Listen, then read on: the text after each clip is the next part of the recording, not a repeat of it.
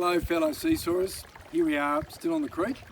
We're about to taste our 3 Pinots as part of a picnic pack, a creek pack as we've called it. The first thing that is that all these wines are organic, it's sustainably grown, and we try to make them with a minimal amount of intervention. So what you get in the paddock, in the vineyard, is what we try to put in the bottle. The most fascinating thing about the 3 Pinots is that it's actually all the one type of grape.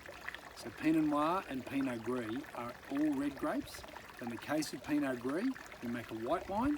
In the case of a rosé, we make a pink wine. In the case of Pinot Noir, we actually make red wine.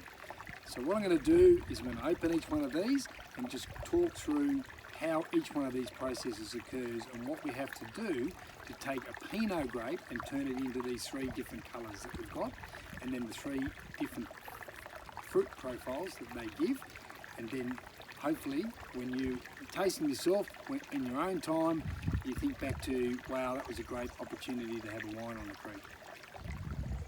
So Pinot Gris is the first one we'll try. Pinot Gris is actually a red grape. It isn't dark red like Pinot Noir, but is a lighty, orangey, pinky red colour. And the secret to it, to get this, is to get it off its skin. So the outside of any grape is where you get your colour from. And the colours, like in all fruit, are the anthocyanins, and they add to the colour. So the thing about Pinot Gris is we pick it middle of the night from our organic vineyard, and we take it straight down to the winery and get it off skins as quickly as possible, so it has the minimal amount of colour in there. So when you crack a bottle of sea salt, make sure you hear that lovely noise as the screw cap coming apart. Nature's made me a nice little shelf here for my sea salt glass. We'll pour the Pinot Gris in. There you go. So why do winemakers swirl the wine?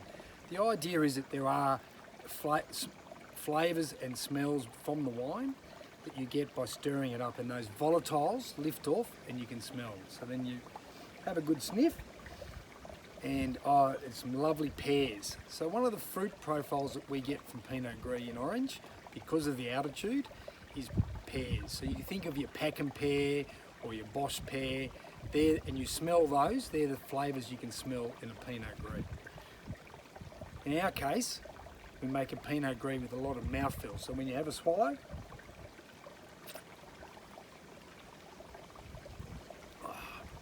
not going to waste a drop. You just let it linger. So don't overthink wine, just let it sit in your mouth like that, and then start looking at what's going on inside your mouth after a few seconds.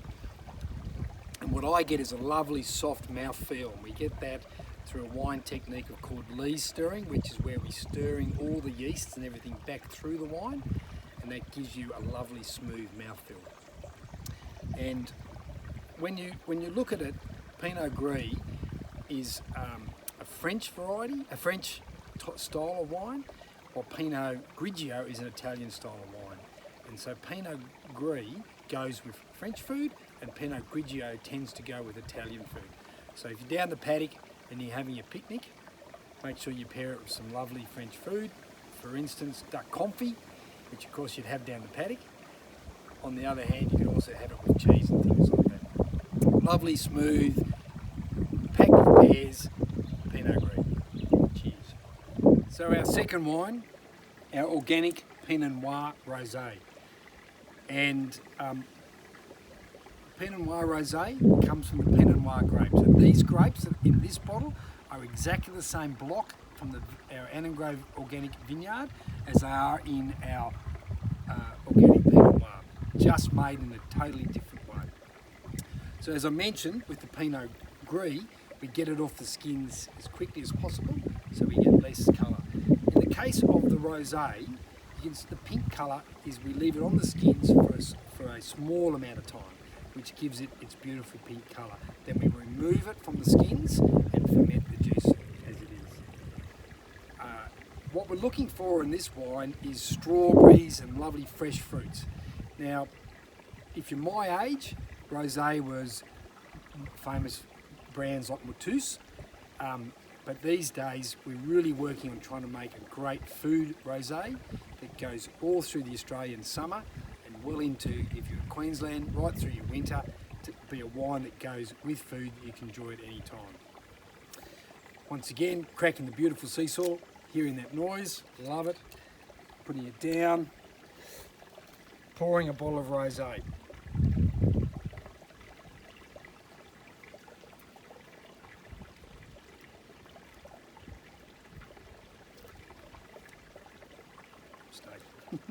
So when you look at the rosé, we are trying to, in our rosé, get a feminine colour. Now what that means is it comes from Pinot Noir, which tends to be what in the wine industry we call a feminine type grape. So it's softer flavours. While you can make rosés from other grapes, Shiraz, Malbec, Sangiovese, they tend to be more masculine, so bigger and bolder. While this one is very light and delicate, and the colour gives you an indication that it is a lighter delicate. So we swirl it around, good sniff, think about what you're smelling.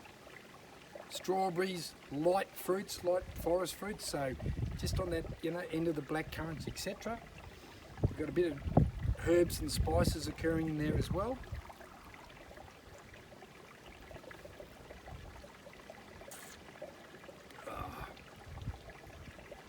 The thing that I love about rosé is that in summer it's a refreshing drink. So you end up with your mouth going, wow, it livens it up. And it does that because of the lower acid in rosé, and therefore it's less tart but softer on your palate. And as it lingers in your mouth, it goes down the back of your throat. It always reminds me of the times you can spend with friends at a picnic having an organic Pinot rosé. So the third wine of our creek pack is our gorgeous organically grown Pinot Noir. The exciting thing about a Pinot Noir is that the opportunity is to mix all sorts of things in here. So Pinot Noir from a single vineyard has a single flavour profile, and it's Pinot Noir from multiple vineyards and different clones. So when I talk about clones, we have different varieties of apples, we have different clones of Pinot Noir. And today's lesson is that, next time you're in a restaurant and the sommelier says it's got some great strawberry flavours, that generally comes from 777. Real easy number to remember. Clone 777 gives you the delicate strawberry flavours, and that's part of what we've got in here. So the majority of the wine in this comes from our Annan Grove Park MV6 clone vineyard, and then we add in from Springvale 800 metres some 667 and some Abel, and then from Balmoral at 900 metres the 777, 114 and 115. That's a lot of detail, but the thing is that they all add just a little bit of nuances to the wine that make it more approachable and more Pinot Noir in its style. Hopefully in the back of this video you can hear the creek running, and after the last 3 years of drought, being able to sit down here and have a glass of wine and hear that lovely noise of a creek running certainly lifts your heart. And there isn't anything better than the opportunity to listen to water running, particularly in this noisy world. Back to the Pinot Noir. Ah, there goes that lovely sound. So, Pinot Noir is not a dark red. It's a soft, delicate, middleweight red. I'm just going to swap hands there. And it can be drunk all through winter with certain foods, but it also can be drunk well through summer. So unlike Shiraz, possibly, or Cabernet, which are bigger wines that are hard to drink in a 38-degree day, if you like your reds, but you just want something softer at a picnic, that's when you grab your Pinot Noir. Once again, you give it a spin, just smell it, and the reason it's dark red is because we've left it on its skins, and by leaving it on the skins for the whole fermentation process, we actually get a whole lot more flavours into this than we would in the rosé and into the Pinot Gris. So I smell that, and I can just smell these lovely fruits. The dark berries, a bit of blackberry, strawberries, all those fruits that have come in there, and I just think, wow, that is just delicious. Have a sip. Whoops, bit of a spill. Maybe that's because I've done too many tastings today. And just let that linger in your mouth. Now, because it's been on skins, it has a higher tannin content. Now, tannins are the natural occurring compound that are in skins or in the bark of trees, in all sorts of places. And what they do when they're grippy is they make it pucker up. They dry your mouth out. But in this case, the tannins are nice and soft and smooth and are velvet-like in your mouth. So you'll sometimes hear descriptors like velvet tannins. Well, when you drink this and you let that fill your mouth, you can see the tannins are velvet.